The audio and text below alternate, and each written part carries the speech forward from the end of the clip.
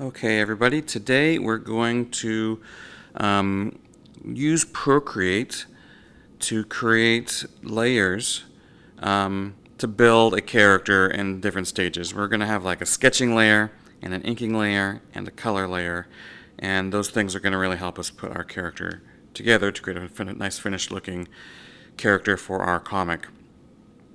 So I'm going to start creating a new file. We'll do just the screen size, that's fine. And here on the side we can see we have our regular layers.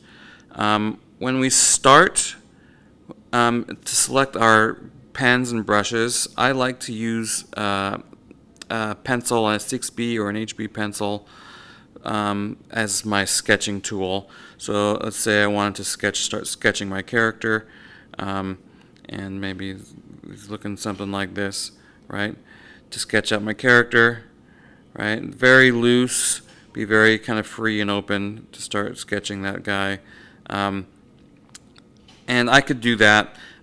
If you want to sketch it out on the iPad, you can. I do like doing that. You get some nice effects from doing that. But you can also do it by taking a picture of something you've drawn on the paper. So I'm going to go ahead and do that by hitting the wrench over here on the side. I'm going to say insert or take a photo right there, and that will open up our camera, which I will go here, and I have this drawing that's already ready, and I'm going to go ahead and put my character in this drawing. And when I'm ready, the lighting doesn't have to be great for this because we're not going to really use this in a final production. Hello? Take a picture. There we go. Once it takes the picture, you're going to use that photo, and that's going to bring it in, and you can pinch and zoom to resize it if you like. I'm going to hit fit to canvas and basically use that as my layer to start. Okay, now that I have my image scanned in here, I can see that that original sketch layer, I can go ahead and delete that one. I'm not going to use that. And I'm going to create a new layer. This is going to be my inking layer. Now on my inking layer, there's lots of different pens that we could choose from. They all kind of work differently.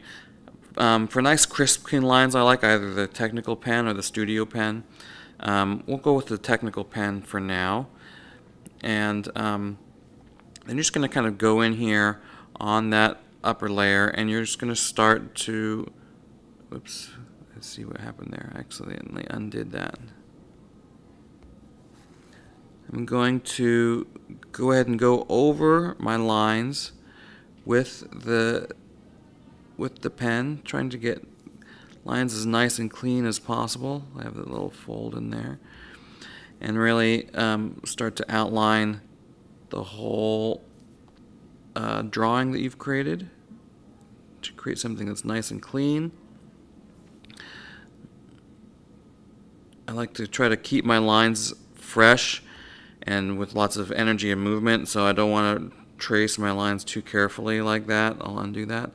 I like to really try to keep that movement in there, so I don't want to go too slow.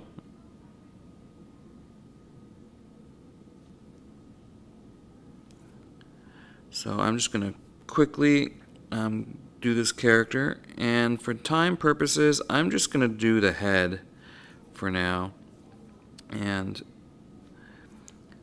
so that I can move on and show you some of the next steps. So here's our head, and just like that. So now if I turn off the check mark on this inserted image, you'll see that I've got a nice clean line on my character that I can use. Okay, I can go ahead and clean it up. Say I want to fill that in with black, so I'm just going to kind of sketch that in, maybe sketch that in. If I want to add some line variation, like maybe some thicker lines, I might do that, like maybe under the hat here. But anyway, this is kind of the basics of how we're going to get started. So the next thing we're going to do is add color. To do that, we are going to create a new layer by duplicating layer 2. I'm actually going to rename this layer ink as my ink layer. And I'm going to duplicate that layer by sliding to the side. And I'm going to select the original one, and I'm going to rename that one color. Okay.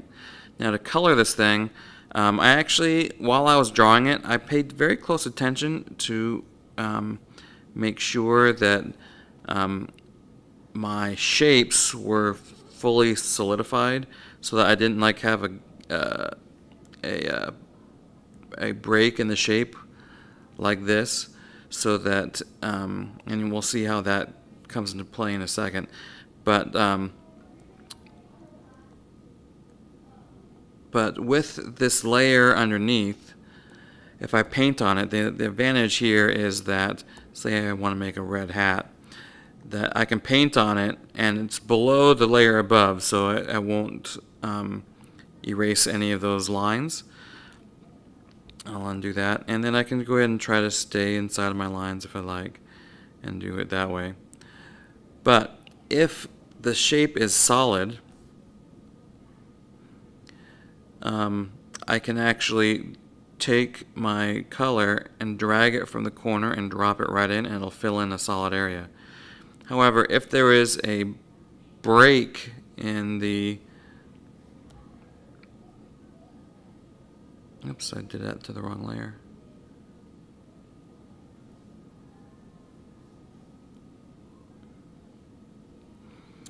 However, if there is a break in the shape, like you see here, when you try to drag the color in, it's going to fill in the whole thing and spread out, and it's going to leak out that area that's open.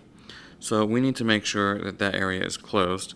So I'm going to go over that with a black pen on the correct layer. That's a little bit too thick.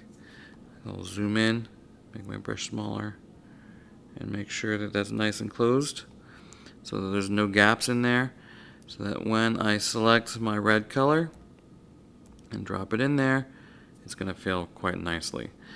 And I can go ahead and find colors that I really want to use for this character and drag and drop the ones that I want. Oh, that's a little bit too orange for me. Let's kind of do that. See how that works.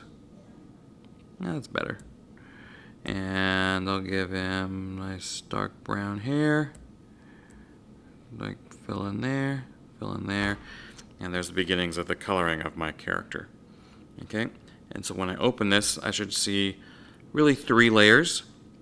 One will be your pencils layer, and here you can say that my pencils is the imported image that I took with my camera. Then another layer will be my color layer, which will be below my ink layer. And you can see I can turn each one of these off, so I can see there's just my ink, that's just my color, that's just my sketch, and then we can turn that in to Google Classroom, and that'll be your finished comic character. In addition to this, if you want to actually add some shading and things, you can, on the color layer, turn on the alpha lock. Alpha lock means that it won't allow you to color in an area. Let's see, I'm going to select this red color. Oh, that's weird. And make a darker version of it. It won't allow you to color in an area that's not actually on the thing. Notice the white won't color. No matter how much I draw on there, it'll only stay on the color area. So that's actually really useful when putting in shadows, because I can go right to the edge and not have to worry about going outside of my lines, right? And I can go ahead and add some shadows, maybe even add some highlights in here as well, so you can get the idea that it's more of a three-dimensional kind of thing. Okay, so go ahead and try that, and good luck.